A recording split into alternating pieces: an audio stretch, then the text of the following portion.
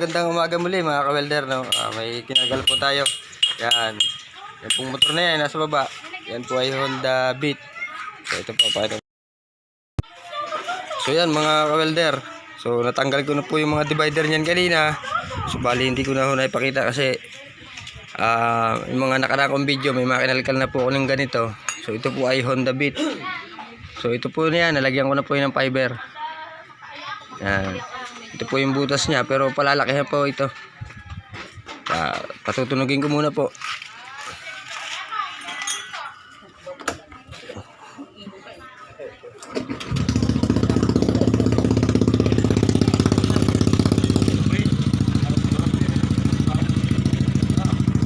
Ayan, may tubig ko yan, kaya lumalabas. Binasa ko yung fiber para hindi makagay.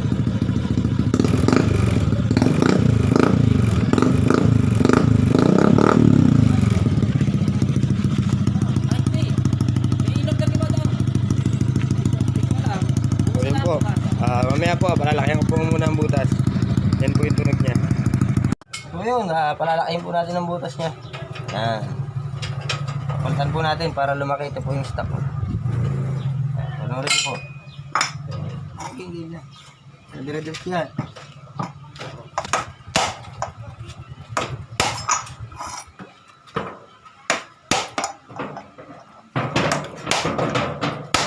So yan mga holder, ito na po yung butas niya. Yan, lumaki-laki na po. Medyo malaki na siya. So dadagdagan pa natin itong dulo para may design. Mamaya makikita nyo. Ipo-full wheel ko po ito. Medyo malakas ang hangin ngayon dito. Malikabok po. Ito na po yung butas niya. Tumutunog po yan. So ito po ilalagay natin.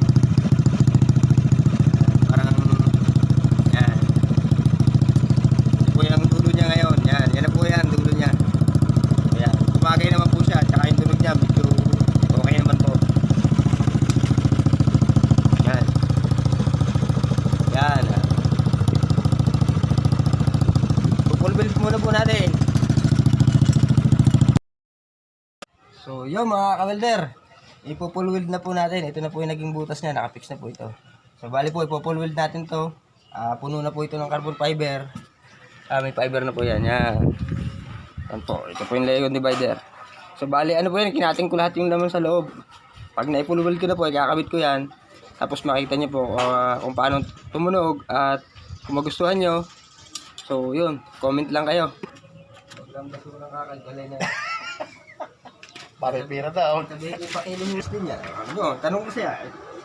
Sabi nga sa asawa, pagkagawa ko yung tambod ko mga, ano ba, pinapanood ko, kaya nainggan nyo eh.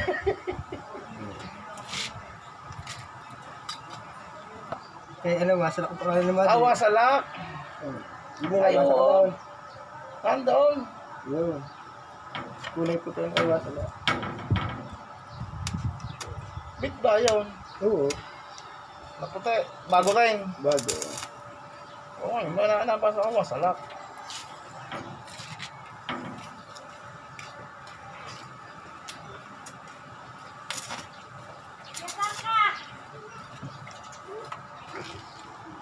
So yun, nakataktak po ito. Full wheel po natin. Tapos po mamaya, pagka full wheel, pipinturahan po natin to. Para hindi masyadong halata.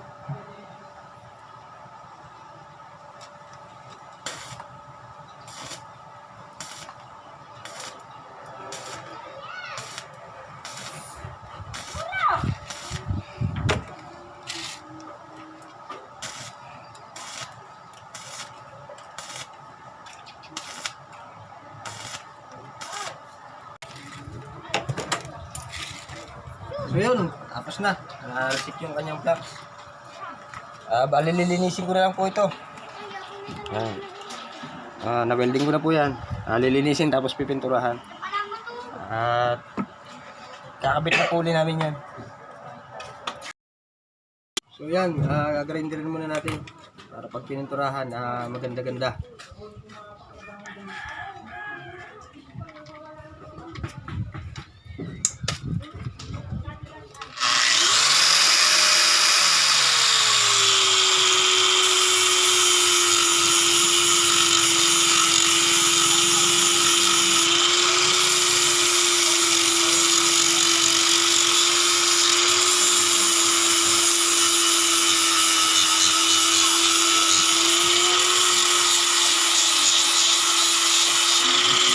Yeah, pipinturahan na po natin to mga ka-welder para matapos na. Nalinis ko na po yan. Hindi pa natin.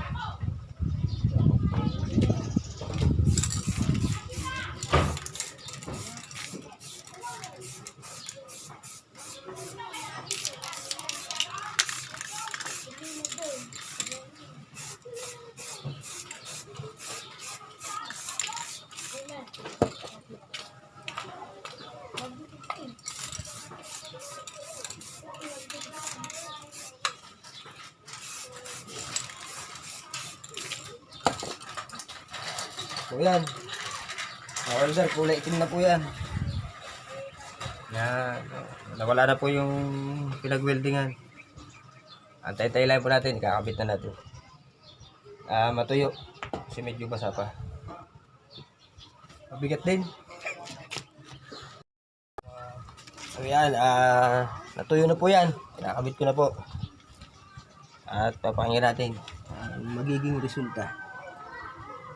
So, sa mga gusto pong magpakalkal dyan ng tambutso, i-message nyo lang po ako. At kung may mga tanong kayo kung bakit gano'n ang mga tunog ng iba't ibang mga tambutso, baka marating masagot. Matulungan ko kayo sa mga mahilig dyan sa mga pipe. Hindi pipe na ano ha, tambutso lang.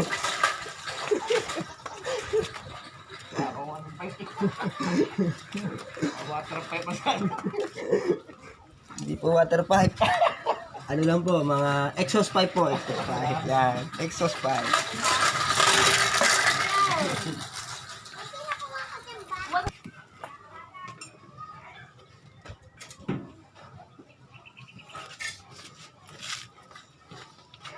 Yan. Ano po yan? Yan na po yan. Yan, yung dulo niya. Ayan na po yung bagong dulo niya. So, kung mapapansin nyo po, mas lumaki ng konti kumpara sa dati. Yan.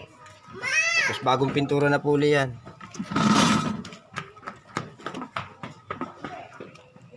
So, testingin na po uli natin. Kung ano na yung magiging tunog niya. Yan na po.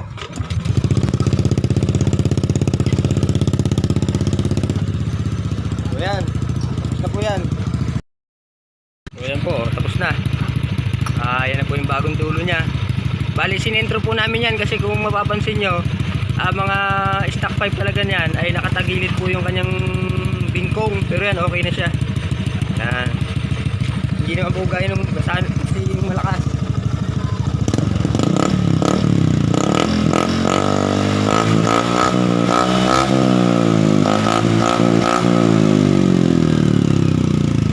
So yun po, natapos na.